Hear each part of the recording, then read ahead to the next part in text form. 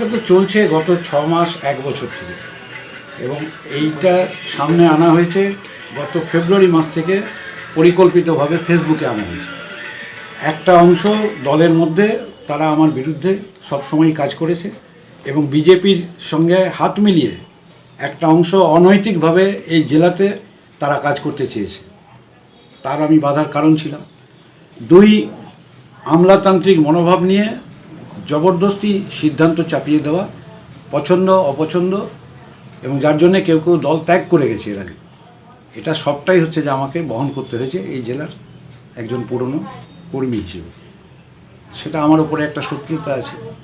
তারপরে আমি যখন এমএলএ ছিলাম, মন্ত্রী ছিলাম, তখনও আমি জানি একটা ছোট অংশ এই যে কয়লা কারবার অমুক ইত্যাদি লেখা হতো, সেটাও খবর পাচার করতো আমার দলের ভেতর থেকে কেউ কেউ করতো।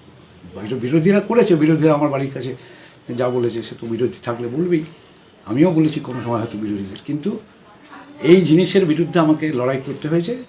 এবং যেভাবে গোটা ব্যাপারটা ফেসবুকে ছড়ানো হয়েছে এটা পরিকল্পিতভাবে 4 থেকে 6 মাস ধরে, এবং কাল রাত্রে গভীর রাতে একটা সংবাদ মাধ্যমে প্রথম এটা চলে যায়, আমাকে না জানিয়ে চলে যায়।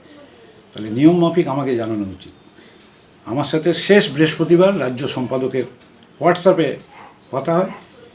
আমি ছাড়তে চেয়েছিলাম, তখন উনি আমায় লিখেছিলেন যে কী কারণে তুমি এটা জেলা পার্টির গ্রুপে পোস্ট করেছো, কী কারণ এটা। আমি তখন বলি যে আমার ভালো লাগছে না, আমাকে নতুন ছেলেদেরকে দায়িত্ব দেওয়া হবে, জুনিয়রদের।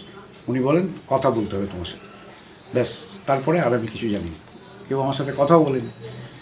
এবারে যারা ট্র্যাপ করলো, যারা ছড়ালো, এর সঙ্গে হাওড়ার একটা গোষ্ঠী যুক্ত আছে। বুদ্ধদেব ভট্টাচার্যের আমলে হাসপাতালে বেআইনি কারবার করে যারা অ্যারেস্ট হয়েছিল, তখন আমি মন্ত্রী ছিলাম, আমার মনে আছে বলে আমি জানি, তাদের ঝাড়খণ্ডে একটা সম্পত্তি আছে, বেআইনি সম্পত্তি। সেই সম্পত্তি এখন আমাকে বলে, যেহেতু আমি মন্ত্রী ছিলাম, আমলা পুলিশ কেউ কেউ হয়তো চেনে আমাকে, কিন্তু আমি কেন ব্যক্তিগত অনুরোধ করতে যাই? এবং দলের একাংশ এর সঙ্গে যুক্ত আছে। বিজেপির সঙ্গে কারা দেখা করতে গেছিল? এই যে নৈতিকতার কথা আজকে বলা হচ্ছে, কি নৈতিকতা? পার্টির নৈতিকতা, আমি যে পার্টি দেখেছিলাম সেই পার্টি আজকে নেই। নীতি নৈতিকতা যদি প্রশ্ন থাকে, তাহলে নৈতিকভাবে সব জিনিস আলোচনা করা উচিত। এটাও তো অনৈতিক, আনন্দবাজার.comকে খবরটা পাচার করে দেওয়া। মোহাম্মদ সেলিম করেননি, সেলিমদার মতন একজন পোড় খাওয়া এবং অত্যন্ত শ্রদ্ধেয় নেতা এটা কখনো করবে না, কিন্তু কেউ তো করেছে দলের ভেতর থেকে। আমার বিরুদ্ধে হেড ক্যাম্পেন কারা করেছে? প্রেস জানে না? প্রেসের কাছে কায়দা করে বলানো হতো। আমাকে অনেক প্রেস ফোন করতো, আমি তখন বুঝতে পারতাম। বর্তমানের যে খবর বার করে দিল ফেসবুকে চলাকালীন, তখন তো আমাকে দল বহিষ্কার করেনি। আজকে বর্তমানে সাংবাদিক আমার প্রতিক্রিয়া জানতে চেয়েছে, আমি বলেছি আমি প্রেসকে ডেকে একসাথে সবাইকে দেবো। বর্তমান কোথা থেকে খবর দিল? কে দিল বর্তমানকে? বর্তমানের এই খবর পাচার কে করলো? এবং সব থেকে বড় কথা হচ্ছে, প্রেসের তো আমি দোষ দেবো না, প্রেস তো খবর চাইবেই। কাল আমি যদি কোনো খবর দিই কাউকে, প্রেস তো নেবেই আমার কাছ থেকে। কিন্তু যারা এটা করে যাচ্ছে এবং যারা গোপনে বিজেপির সঙ্গে আঁতাত রাখে, আমি আবার জোর দিয়ে বলছি, যারা বিভিন্ন কলকারখানা এবং কয়লা খনিতে সিন্ডিকেটে যুক্ত আছে, আমার কাছে নবুদ আছে, প্রমাণ আছে, তাহলে তারা কেন কাঁচের ঘরে বসে আমাকে ঢিল ছুটতে যাচ্ছে? তালিকা আছে আমার কাছে। কোনো পরিকল্পনা এখন আমার নেই। এখন আমি সমাজসেবার যেমন কাজ করি, মানুষের সঙ্গে আমার অনেক মেলামেশা আছে, সবারই সাথে আমার আলাপ আছে। সিপিএম আছে, কংগ্রেস আছে, তৃণমূল আছে, নকশাল আছে, সিপিআই আছে, সবার সাথে সদ্ভাব রেখে এখন আমি চলবো। আমি কোনো আলোচনা করিও নি কারোর সাথে, এই প্রথম আমাকে বলতেই হবে। কারণ আমি যদি কথা আজকে না বলি, এই যে এতদিন আমি শৃঙ্খলার সঙ্গে চুপ ছিলাম 4 মাস, এটাই হয়তো কেউ দুর্বলতা মনে করেছে। এখন আমি যদি না বলি এটা থাকবে, সেই জন্য আমি আজকে বলছি। আমি কারোর সাথে আমার কোনো কথা বলুক, তারা বলুক, তারা বলুক, তার আগে তারা আমাকে দিয়ে কী লিখিয়েছে, কেন তারা আমাকে দিয়ে লিখিয়েছে, সে কে, পুলিশের খাতায় তাদের কি আছে, তাদের সম্পর্কে কি রিপোর্ট আছে, সব যাচাই হোক, সব যাচাই হোক।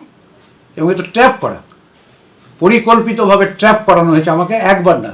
এর আগে একটি মেয়েকে আলিমুদ্দিনে পাঠানো হয়েছিল এবং সেটা নেতারা বলেছিল কখনো এটা বিশ্বাসযোগ্য নয়। তাহলে সেটা যে অসত্য অভিযোগ যারা সাজিয়ে পাঠিয়েছিল, তাদেরকে কেন দল বহিষ্কার করছে না? ফেসবুকে যারা চরিত্র হনন করছে 6 মাস থেকে, তারা কেন বহিষ্কার হবে না? এটা তো শৃঙ্খলা বিরোধী, এটাও তো নৈতিকতায় পড়ে না। যাকে পাঠিয়েছিল কলকাতার একজন ছেলে এই জেলাতে ঢুকে কি করে বেপরোয়া ব্যবসা করছে, বেআইনি কারবার করছে, সে মহিলাদের নিয়ে হোটেলে চলে যাচ্ছে, এই অভিযোগ পার্টির নেতারা জানে। এবং কলকাতার আমি যখন মন্ত্রী ছিলাম তখন থেকে তাকে আমি চিনি। আজ কেন তার বিচার করছে না পার্টি? এটা নৈতিকতা? দলে যাব না যাব, আমি 19 বছর বয়সে দলে যোগদান করেছি। আমি সবাইকে একটা কথা বলতাম যে আমি পার্টির অ্যালসেশিয়ান। আমার ওপরে বহু ঝড় গেছে, কিন্তু তৃণমূল আমাকে সরকার চলে যাওয়ার পরে গালাগালি দিয়েছে, আমি বলবো না, কিন্তু আমাকে কিন্তু আক্রমণ করেছে। এইরকম নোংরামি তৃণমূল কোনোদিন করেছে আমার সাথে? কখনো করেনি। রবীন্দ্রনাথ মতো লোক আমাকে যাচাই করে পার্টিতে এনেছিল। ভুল যদি হয়ে থাকে আমাকে ডেকে বলতে পারতো। পরিকল্পিতভাবে 6 মাস 1 বছর ধরে, এবং আমি আবার বলছি, আমি যে শক্তির বিরুদ্ধে লড়াই করছি, এই লড়াই আমার চলবে। এবং যারা মুখোশ পরে অভিনয় করে যাচ্ছে, তারা আজকে উত্তর দিক পার্টির সামনে যে কোন নৈতিকতাতে তারা এই কাজ করে। আমি কোনো রাজনৈতিক দলে যাওয়ার জন্য কখনো লালায়িত নই। আমি এটাও প্রচার করা হয়েছে আমার বিরুদ্ধে পঙ্কজ রায় সরকার চলে যাওয়ার পরে, যে আমি নাকি পঙ্কজকে আগে যেতে দিয়েছি, তারপর আমি যাব। আমি তৃণমূলের কারোর সাথে কথা বলি না। মলয় ঘটকের ঘরে শ্রম দপ্তরে আমি পেপার মিলের মিটিং করি, ছোট বাজারি লোহা ইস্পাতের মিটিং করি। সরকারের কাছে আমি বহু চিঠি দিই, অনেক মন্ত্রীকে দিই, অনেক আমলাদের দিই। আমাকে ডিএমের কাছে যেতে হয়, তো আমার পার্ট। আমি মন্ত্রী ছিলাম, আমি এমপি ছিলাম, আমাকে মানুষ বললে আমি করবোই তার জন্য। আমি কোনোদিন কারোর কাছে সুপারিশ করে আমি দলে ঢুকতে যাই।